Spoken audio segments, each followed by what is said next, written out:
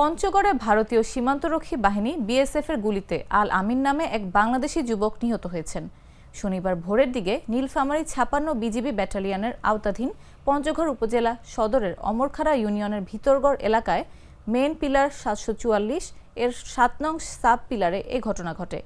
নিহত আল আমিন একই উপজেলার হাড়িভাষা ইউনিয়নের জিন্নাতপাড়ার সুরুজ আলীর ছেলে। বিজিবি ও স্থানীয় সূত্র জানায়, শুক্রবার রাতে আল আমিন সহ কয়েকজন যুবক ভারতীয় ওই সীমান্তে গরু আনতে যান। এ সময় তারা ভারতে অনুপ্রবেশের চেষ্টা করলে ভারতের ৪৬ বিএসএফ ব্যাটালিয়নের ভাটপাড়া ক্যাম্পের টহলরত সদস্যরা গুলি করে। সকালে প্রায় ৫০ গজ ভারতের অভ্যন্তরে আবলুপাড়া এলাকায় মরদেহ পড়ে থাকতে দেখেন স্থানীয়রা।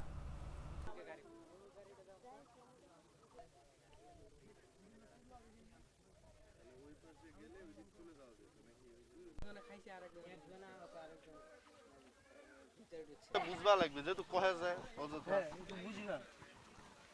পরে সালে আরো উল্টো।